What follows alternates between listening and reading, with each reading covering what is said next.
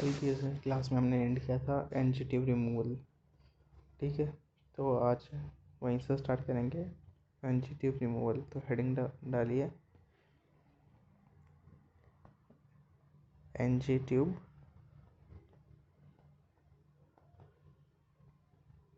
Removal. ठीक है, तो सबसे फर्स्ट क्या करेंगे हम, वेरीफाई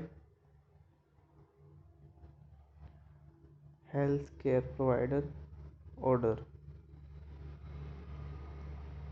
ठीक है, सेकंड हैंड वॉशिंग,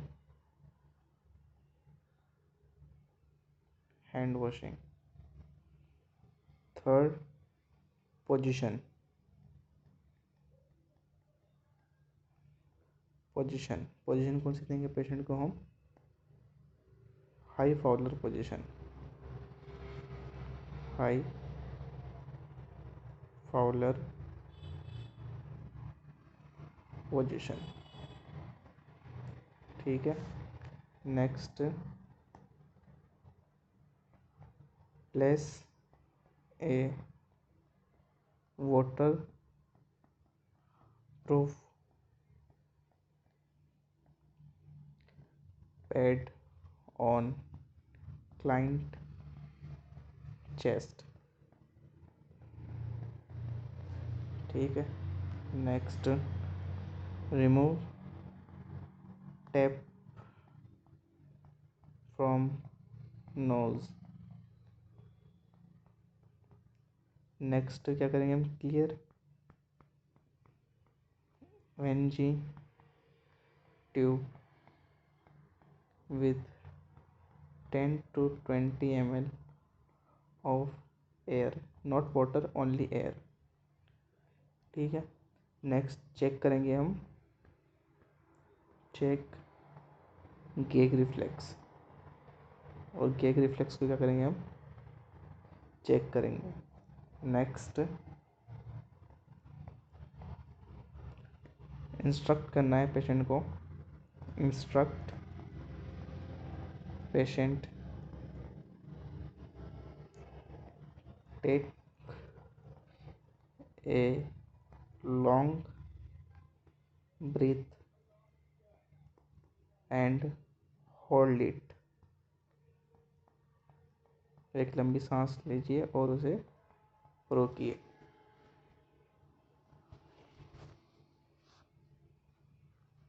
ठीक है, then we remove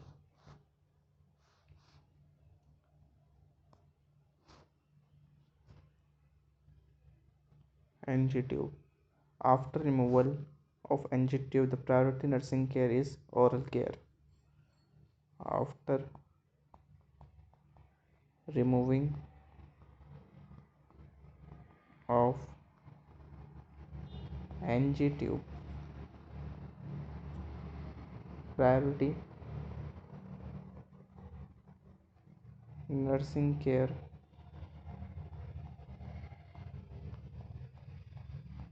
is oral care। हमें क्या करना है, सबसे पहले ओरल केयर पे फोकस करना है पेशेंट को।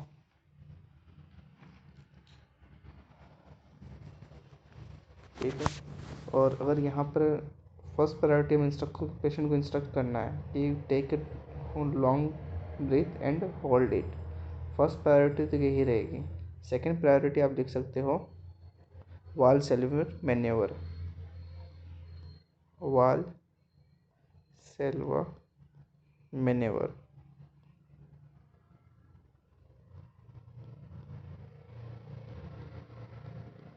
ठीक है, लेकिन ये नहीं होगा कि हम first priority Valsalva maneuver को करें। First priority is always take a long breath and hold it.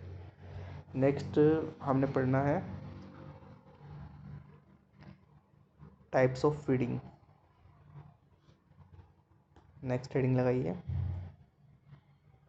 Types of NG feeding. इसमें लिखिए total 4।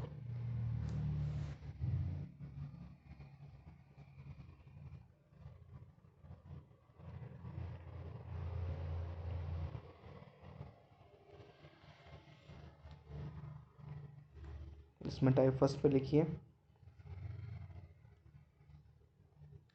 Continuous feeding. Continuous feeding में क्या होगा, पेशेंट को हम 24 आवर फीडिंग पे रखेंगे, ठीक है। एडमिनिस्टर ओवर 24 आवर्स, ठीक है। नेक्स्ट इसमें भी हम 2 मेथड से कर सकते हैं, एक gravity feeding bag, next through syringe pump,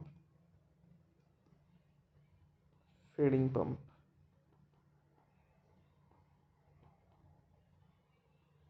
जैसे सिरिंज पंप आता है वैसे ही फीडिंग पंप भी आता है, जिसे हम कंगारू पंप भी बोलते हैं, also known as kangaroo pump.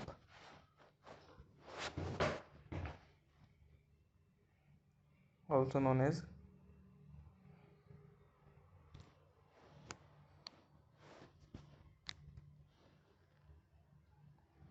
Kangaroo pump.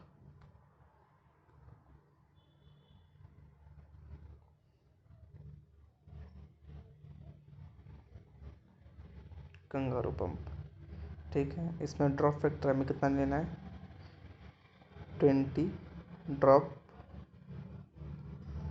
पर ml। 1 ml में कितनी ड्रॉप होगी, 20, ठीक है। और जो भी फीड आएगी वो कैसे आएगी, ग्रेविटी के थ्रू आएगी। जैसे कि एग्जांपल ले लो, हमें 400 ml फीडिंग देनी है और 24 आवर, ठीक है। और 24 घंटे में हमें देनी है, तो उसकी रेट कितनी होनी चाहिए, यानी हर घंटे में कितना जाएगा। तो वही लिखेंगे हम 400 ml अपॉन 16/24 इंटू 20। ये क्या है, ड्रॉप फैक्टर। कैंसल,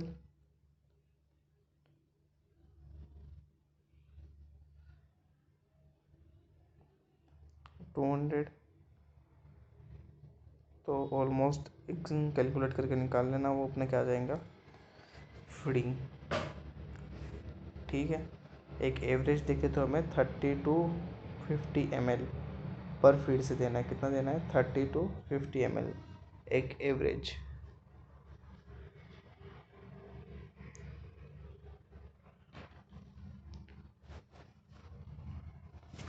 नेक्स्ट कुछ पॉइंट लिखिए। जैसे इसमें एक पॉइंट है, always check placement of tube, placement of tube and residual volume. ये 2 चीज़ें हमें क्या करनी है, चेक करनी है, ठीक है। If residual volume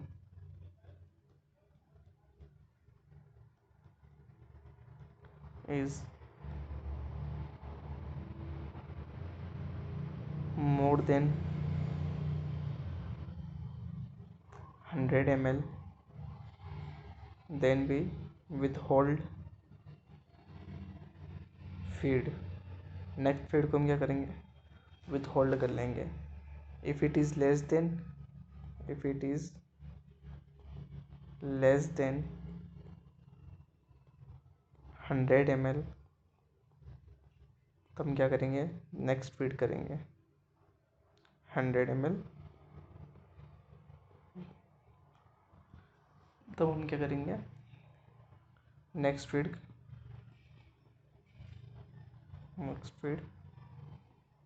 continue.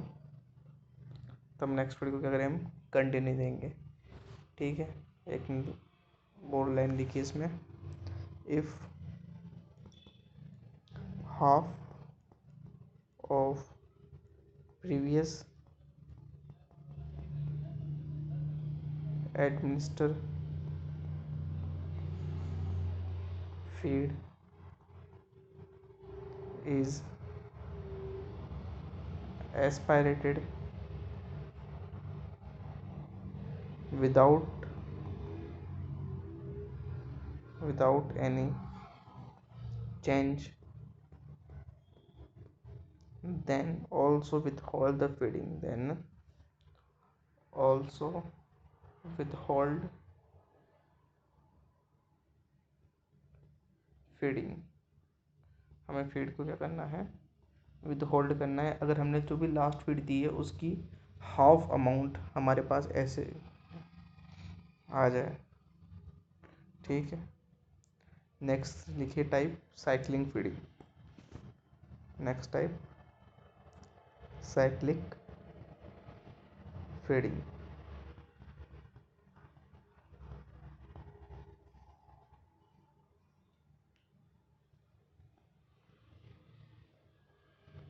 It is a type of continuous feeding. It is a type of continuous feeding जिसमें हम पेशेंट को 12 से 16 घंटे तक फीड करवाते हैं, ठीक है। नेक्स्ट लिखिए intermittent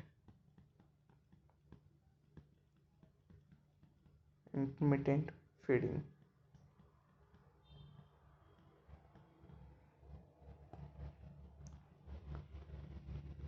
feed give on regular interval, mainly 200 ml in 4 hour, 200 ml in 4 hour। Next type लिखिए बोलस फीडिंग। बोलस फीडिंग, इसमें क्या होता है, सिंगल टाइम में हमें लार्ज अमाउंट ऑफ फीडिंग देनी है। Amount of single time is approx 400 ml, यानी कि हमें 400 ml देनी है feeding with in 10 minute, with in 10 minute, ठीक है। हम किससे देंगे, सिरिंज से देंगे। सिरिंज अडल्ट में कौन सी सिरिंज यूज़ करते हैं, 50 ml, और 20 ml यूज़ करते किसी में, चाइल्ड में, ठीक है। पोजीशन कौन से देंगे पेशेंट को हम, हाई फॉलोअर पोजीशन। वैसे तो हमें सेमी फॉलोअर पोजीशन देनी है फीडिंग के टाइम पे पेशेंट को, लेकिन जब भी हम बोलस फीडिंग करवा रहे हैं उस वक्त हम कौन सी पोजीशन देंगे पेशेंट को, high follower position. High follower position. और पेशेंट अगर अनकॉन्शियस है तब हम कौन सी पेशेंट देंगे उसको, अनकॉन्शियस पेशेंट, तब हम उसे देंगे राइट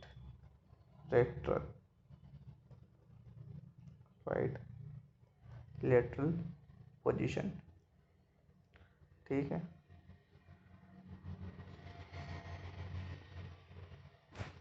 नेक्स्ट लिखिए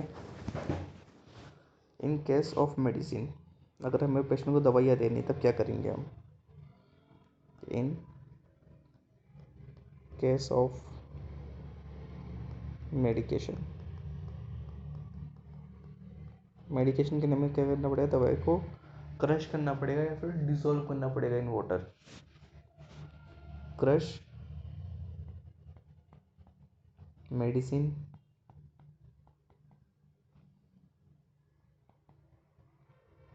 very fine and dissolve in 15 to 30 ml of water, ठीक है। After medication after medication flush tube with 30 to 50 ml of water। हम जब भी पेशेंट को फीड दे रहे हैं या फिर मेडिकेशन कर रहे हैं तो मेडिकेशन और फीड देने के बाद में हमें पेशेंट की ट्यूब को क्या करना है, क्लीन करना है। तो उसमें हम 30 से 50 ml नॉर्मल वाटर डालेंगे, जिससे क्या होगा, टू प्रिवेंट ब्लॉकेज, जिससे ब्लॉकेज प्रिवेंट होगा ट्यूब के अंदर। कई बार पेशेंटों में होता है कि हमने उसको पानी दिया नहीं, सिर्फ फीड दे रहे, तो फीड आगे जाके जम जाती है और ट्यूब को ब्लॉक कर देती है। फिर हम ऊपर से कितना भी प्रेशर लगा ले वो ट्यूब क्लीन नहीं हो पाती। ठीक है, नेक्स्ट लिखिए लाइन, नोट लगा के लाइन लिखिए। Next note, in case of fluid restriction patient include pre-flush plus post-flush of water in total feeding। तो दवाई देने से पहले भी पानी जो हम फ्लश कर रहे हैं वो भी हमें इंक्लूड करना है, और दवाई देने के बाद में जो हम फ्लश कर रहे हैं वो भी हमें इंक्लूड करना है। किसमें? टोटल फीडिंग के अंदर, टोटल फीडिंग अमाउंट। ठीक है, नेक्स्ट लाइन लिखिए, to prevent regurgitation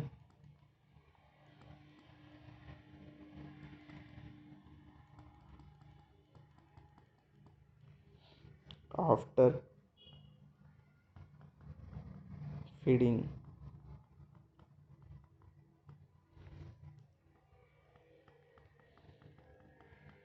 position semi-fowler for at least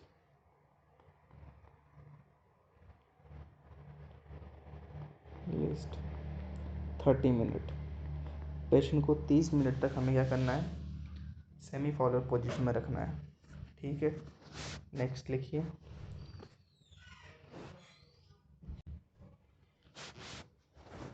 तो नेक्स्ट लिखिए,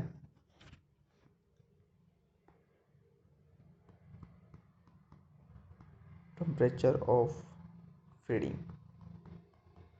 फीडिंग का हमें टेम्परेचर कितना रखना है? तो जो हम फीडिंग देंगे वो देंगे हम रूम टेम्परेचर पे। ठीक है, क्यों?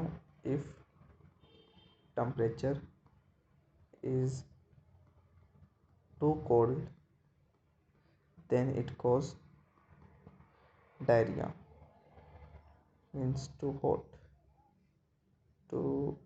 hot, if it is too hot then it cause diarrhea।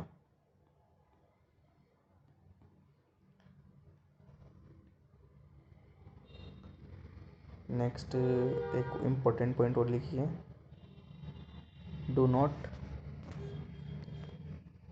Not discard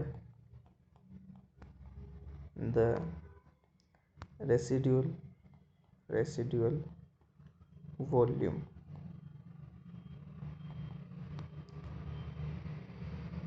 of aspirated gastric content because it lead to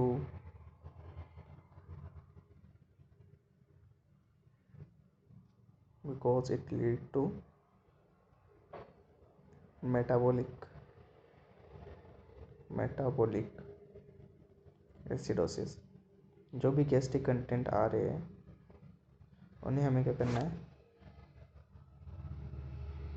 remove नहीं करना है।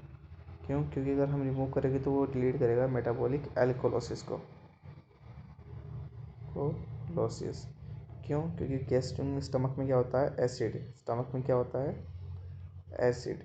जब बॉडी से हम एसिड को रिमूव कर लेंगे तो बॉडी में क्या बढ़ जाएगा? एल्कलाइन। तो बॉडी किस में चली जाएगी? एल्कलोसिस के अंदर। और एल्कलोसिस में हमें कौन सा इलेक्ट्रोलाइट इम्बैलेंस देखने को मिलता है? हाइपोकैलेमिया। हमें क्या देखने मिलेगा? हाइपोकैलेमिया।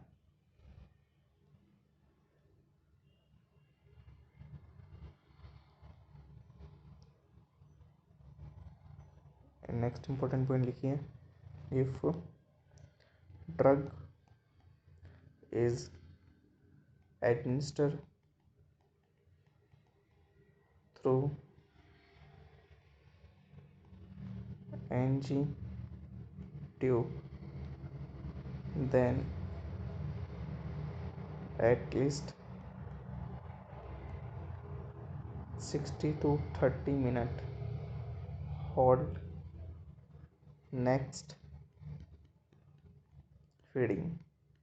नेक्स्ट फीडिंग को हम 30 से 60 मिनट रोकेंगे फॉर बेटर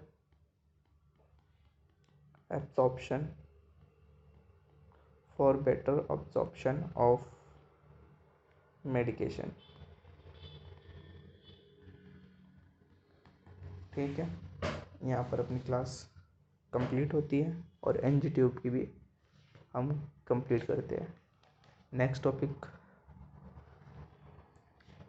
होगा वो होगा अपना एंडोट्रेकियल ट्यूब।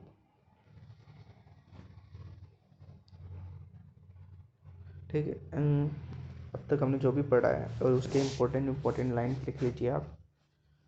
सिर्फ कुछ इम्पोर्टेंट लाइन जहाँ से क्वेश्चन बनेंगे। ठीक है, सबसे पहले नोट डालिए, check residual volume, residual volume. ठीक है, while check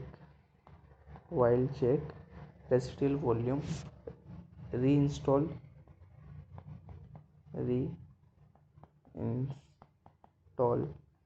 aspirated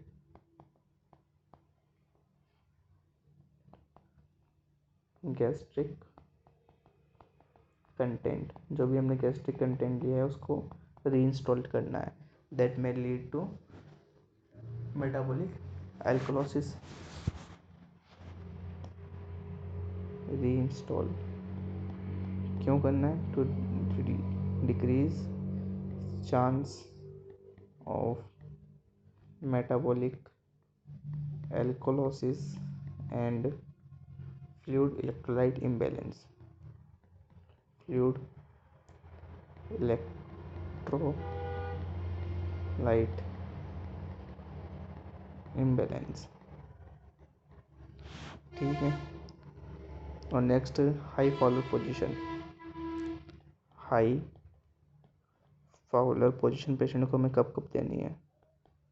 Fowler position ये हम पेशेंट को देंगे जब हम एनजी ट्यूब इंसर्ट कर रहे हैं। एनजी ट्यूब इंसर्शन और removal and bolus feeding. Next semi Fowler position. Semi Fowler कब देनी है हमें पेशेंट को? सेमी फॉलर पोजीशन हम पेशेंट को सेमी फॉलर पोजीशन कब कब देंगे? After bolus feeding. After bolus feeding के बाद में एंड ड्यूरिंग कंटिन्यूस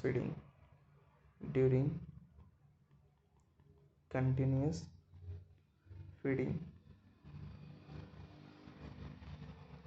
ठीक है, change the tube and feeding after change the tube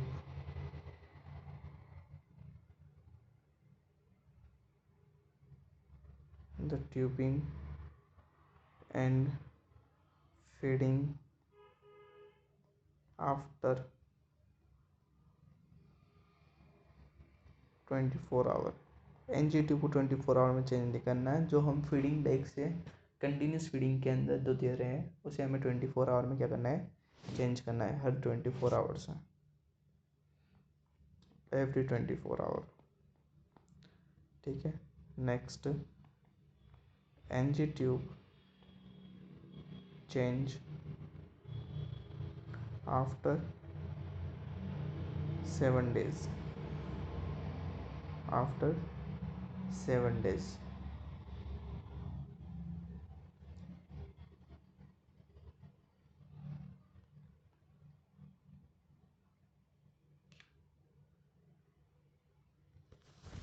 next point लिखिए, कंटिन्यूस फीडिंग, कंटिन्यूस फीडिंग में हमें क्या करना है, flush the tube, flush the tube after every 4 hours. हर 4 घंटे से हमें कंटिन्यूस फीडिंग में क्या करना है, ट्यूब को फ्लश करना है। ठीक है। नेक्स्ट, ओरल केयर, रिमूव करने के बाद हमें क्या करनी है, ओरल केयर। तो ओरल केयर में हमें क्या करना है, एवरी 4 आवर, हर 4 घंटे से हमें ओरल केयर देनी पेशेंट को। When patient on ventilator. ठीक है। उसमें हम क्या करेंगे, when patient on venti, when patient on venti 2.5% chlorhexidine, क्लोरहेक्सिडेन